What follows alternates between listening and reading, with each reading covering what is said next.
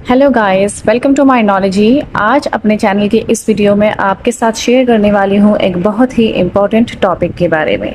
जो कि डीएसएम से रिलेटेड है। अगर आप साइकोलॉजी के फील्ड से रिलेटेड हैं तो ऑफ कोर्स आपने डीएसएम का नाम सुना होगा, आपने डीएसएम पढ़ा भी होगा। डीएसएम के कुछ ऐसे टर्म्स होते हैं, कुछ स्पेसिफिक इनमें टर्मिनोलॉजीज़ का यूज़ किया गया है जो कि यूजुअली साइकोलॉजी के स्टूडेंट्स के लिए समझना समटाइम मुश्किल हो जाता है। हम डिसऑर्डर्स तो पढ़ रहे होते हैं लेकिन वो स्पेसिफिक टर्मिनोलॉजीज़ किसी भी डायग्नोसिस के लिए ज़रूरी होती हैं। जब आप कोई भी डिसऑर्डर डायग्नोस करते हैं तो आपने कैसे डायग्नोस करना होता है, उससे पहले आपको उन स्पेसिफिक टर्मिनोलॉजीज़ का इल्म होना चाहिए। जैसे फॉर एग्जांपल प्रोविजनल डायग्नोसिस है, प्रिंसिपल डायग्नोसिस है, स्पेसिफायर्स है, कोडिंग है। तो सारे तो क्योंकि काफ़ी ज़्यादा तफसील है तो मैं सारे तो आज शेयर नहीं करूँगी, बारी बारी आगे जो मेरी वीडियोस आएंगी उसमें मैं शेयर करती चली जाऊँगी। लेकिन आज जिस टर्मिनोलॉजी के बारे में आपको मैं बताने लगी हूँ वो है प्रिंसिपल डायग्नोसिस। प्रिंसिपल डायग्नोसिस का नाम जो है ये इवन डीएसएम में इसकी एक्सप्लेनेशन भी है। आप अपनी ज़्यादा अच्छी अंडरस्टैंडिंग के लिए डीएसएम को कंसल्ट कर सकते हैं, डीएसएम को ओपन करके रीड वहाँ से भी कर सकते हैं। लेकिन यहाँ पे मैं आसान अल्फाज में आपको समझाने की कोशिश करूँगी कि प्रिंसिपल डायग्नोसिस क्या होती है। प्रिंसिपल डायग्नोसिस का मतलब ये है कि जब भी फॉर एग्जांपल हमने किसी इंडिविजुअल को डायग्नोस करना है, इन पेशेंट सेटिंग में हो या आउट पेशेंट सेटिंग में हो। इन पेशेंट सेटिंग का मतलब ये होता है कि जब आपने किसी इंडिविजुअल को एडमिट करवाना होता है हॉस्पिटल में, मतलब जब आप किसी को हॉस्पिटलाइज करवा रहे होते हैं। आउट पेशेंट सेटिंग्स वो सेटिंग्स होती हैं जिसमें हम रेगुलरली कोई इंडिविजुअल आता है, अपना चेकअप करवाता है, वापस चला जाता है, जिसमें उसको हॉस्पिटलाइज कराने की ज़रूरत नहीं होती। तो अगर इन पेशेंट सेटिंग में कोई भी इंडिविजुअल जो है वो किसी भी स्पेसिफिक डिसऑर्डर से सफ़र कर रहा है और वो आपके पास आया है और आप एज अ साइकोलॉजिस्ट या एज अ डॉक्टर उसको चेकअप कर रहे हैं उसका,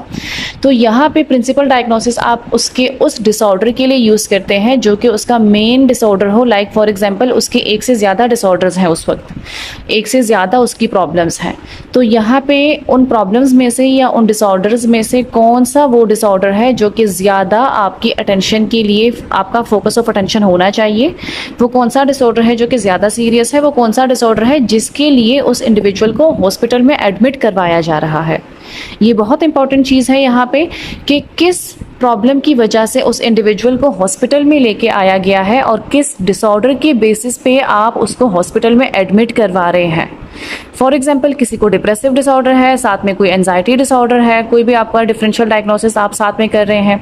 लेकिन वो ज़रूरी नहीं है कि वो दोनों डिसऑर्डर्स जो हैं वो उसके साथ वो दोनों डिसऑर्डर्स की वजह से हॉस्पिटल आया हो। समटाइम्स जो घर वाले होते हैं वो देखते हैं कि कौन सा डिसऑर्डर ज़्यादा सीरियस है, तो आपके पास जब भी कोई पेशेंट आता है तो वो देखा जाता है कि कौन सा सीरियस कंसर्न है जिसके बेसिस पे उस इंडिविजुअल को हॉस्पिटल में लाया गया है।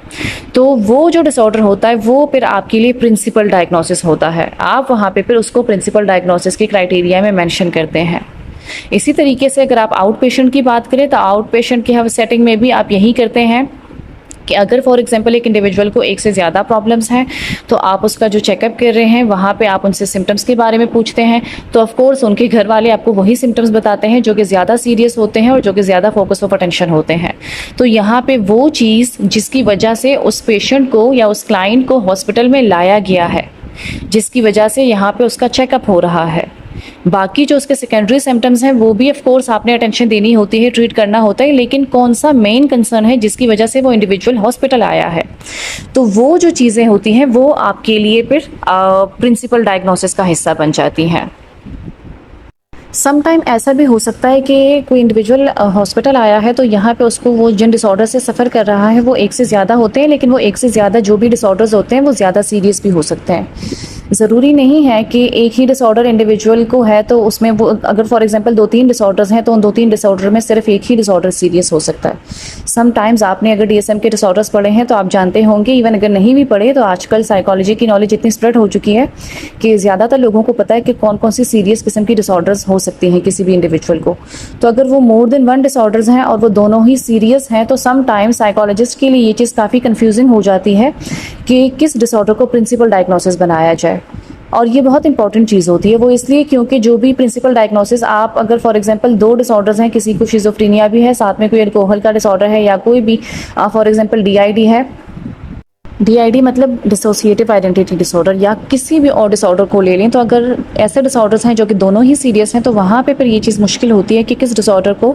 आप प्रिंसिपल डायग्नोसिस कंसिडर करें और किसको आप प्रिंसिपल डायग्नोसिस कंसिडर ना करें। क्योंकि जिस डिसऑर्डर को आप प्रिंसिपल डायग्नोसिस कंसिडर करते हैं तो आप उसको सबसे पहले लिखते हैं, और सबसे पहले का मतलब ये होता है कि अब आपके लिए सबसे ज़्यादा इंपॉर्टेंट वो डिसऑर्डर है और उस पर आपने ज़्यादा फोकस देना होता है। फिर उसके बाद आगे जाके जो भी डिसऑर्डर्स आ रहे होते हैं फिर आप आहिस्ता आहिस्ता करके सबकी तरफ देखते हैं। हाँ, लेकिन यहाँ पे फिर ज़रूरत इस बात की होती है कि अगर एक से ज़्यादा डिसऑर्डर जो हैं वो दोनों ही सीरियस टाइप के डिसऑर्डर हैं तो फिर आप समटाइम्स इक्वल इंपॉर्टेंस देते हैं दोनों किस्म के डिसऑर्डर्स को। तो यहाँ पे प्रिंसिपल डायग्नोसिस बनाते हुए हमें बहुत ज़्यादा कॉन्शियस होना होता है, बहुत ज़्यादा ध्यान देना होता है कि आप उस डिसऑर्डर को प्रिंसिपल डायग्नोसिस बनाएं जिसकी वजह से इंसान को यहाँ पे रेफ़र किया गया है, जिसकी वजह से उसको एडमिट किया जा रहा है, क्योंकि वो कोई सीरियस प्रॉब्लम ही होगी जिसकी वजह से उसको एडमिट किया जा रहा होगा।